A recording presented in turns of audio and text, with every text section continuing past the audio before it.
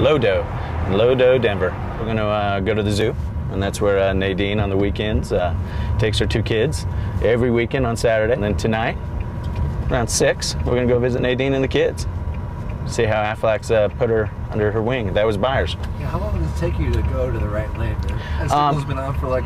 Now listen, I'm not here to get in a.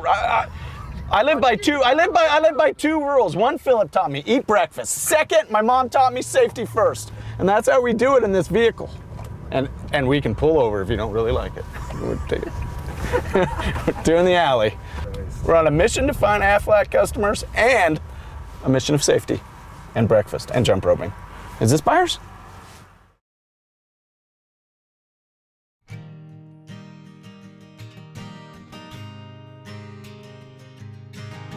I woke up in the middle of the night and I knew something was wrong. It was obvious that I had gone into labor very early and it wasn't a normal situation, but for me there was just this calm because I could feel Lily kicking.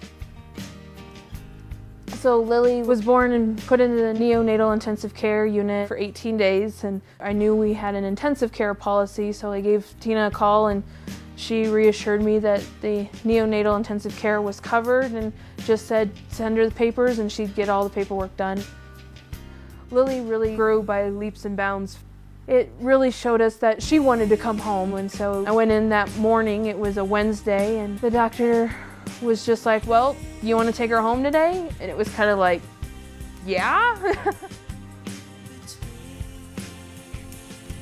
Things were just going along pretty smoothly, you know. We had our regular routine. I was going back to work, and then I went into the dermatologist, just have a mole removed, and didn't look like anything serious, and got a call 2-3 days later from the dermatologist saying that it was Clark's level 4 melanoma. You know, it was a pretty big blow, and to especially have it being so severe, you know, it startled us. It scared us pretty bad. Tina was one of the first people I called. Again, just like with Lily in the hospital, Tina just stepped in and took care of it all, and she was just incredibly helpful. She even called me way after hours and said, you know, here's your claim number. You should be able to track it on AFLAC's website. I checked the next morning and it had already processed, and a few days later there's a check in the mailbox. It's like, okay, you know, now I could take some time off work, fly my mom here to help with taking care of the girls so Ryan could be with me in the hospital. And so, you know, the AFLAC policy really came in handy to cover those things, and they did find that the cancer hadn't spread. It was all contained to that site from what they can see, so it was definitely another bump in the road, but now, you know, hopefully smooth sailing for a while now.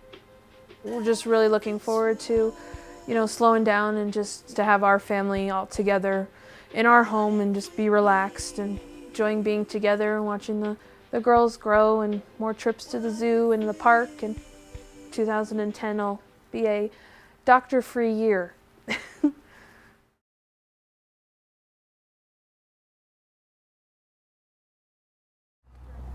Are emus better than ducks? And there's not a chance, not a chance. An emu's a little jealous of a duck. It always has been. When you think about it, you know, under the wing of an emu, you gotta feel bad for us if you're a squirrel. He's not even part of the zoo, but he's here. He's not even cool enough to have his own little exhibit. I mean, what, the squirrel's not cool enough to be in a cage? So he's by himself, right? He's lonely. This is Monkey Island. There's no Squirrel Island. There's not like a squirrel center. There's nothing for the squirrels. We're starting a movement to get squirrels in the zoo. They deserve it. They're like any other animal. They deserve a chance. You're right. Squirrels and zoos! Squirrels and zoos! We're letting them in, we're bringing them back. We're gonna have a squirrel exhibit, we promise. We promise, they're coming.